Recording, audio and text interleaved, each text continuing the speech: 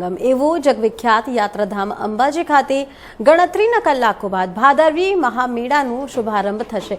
આ ભાદરવી મહામેળા દરમિયાન લાખોની સંખ્યામાં પદયાત્રીઓ અંબાજી આવશે।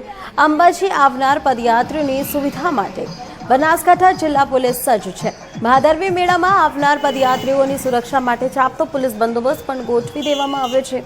પોલીસ બંદોબસ્તનું સુપરવિઝન જિલ્લાના એસપી સાથે 20 જેટલા ડીવાયએસપી, 56 જેટલા પીઆઈ અને 175 જેટલા પીએસઆઈ કરશે।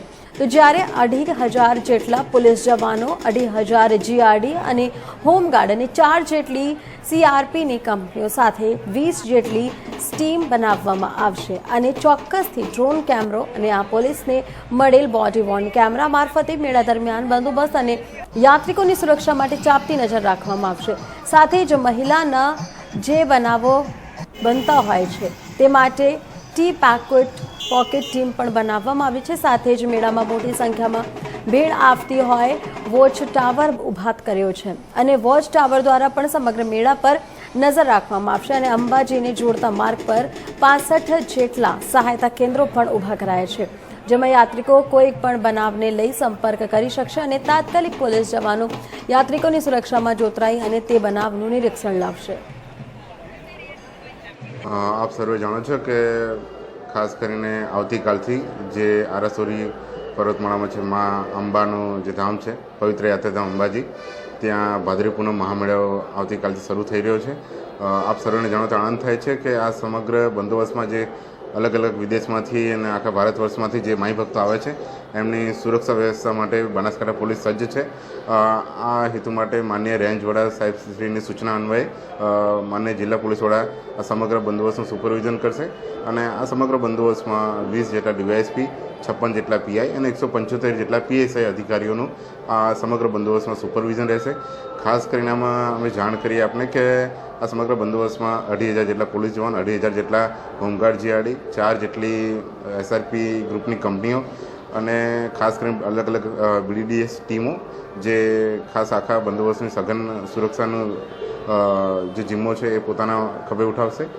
આ સમગ્ર બંદોબસ્તમાં ખાસ કરીને વાત કરીએ કે જે અદ્યતન ટેકનોલોજી પ્રમાણે જે ગુજરાત સરકારે ગુજરાત પોલીસને જે પ્રોવાઈડ કર્યું છે બોડી વોર્ન કેમેરા, તેને પણ અમે આ સમગ્ર બંદોબસ્તમાં ઉપયોગમાં લઈશું અને આ સમગ્ર બોડી વોર્ન કેમેરાનું સુપરવિઝન અલગથી રાખવામાં આવશે। ખાસ કરીને આ બંદોબસ્તમાં જે પીક પોકેટિંગ જેવી કે બીજા મહિલા લગત સુરક્ષા લગત જે બનાવો બનતા હોય છે એ બનાવો ન બને તે માટે ખાસ કરીને પીક પોકેટિંગ માટે અલગ ટીમ બનાવવામાં આવી છે અને અલગ અલગ 20 જેટલી સી ટીમો કાર્યરત કરવામાં આવી છે। તદુપરાંત ડ્રોન કેમેરાથી અને વિડીયો શૂટિંગ દ્વારા આવા અસામાજિક તત્વો પર ચાંપતી નજર રાખવા માટે અલગથી અમે આખી ટીમ બનાવી છે।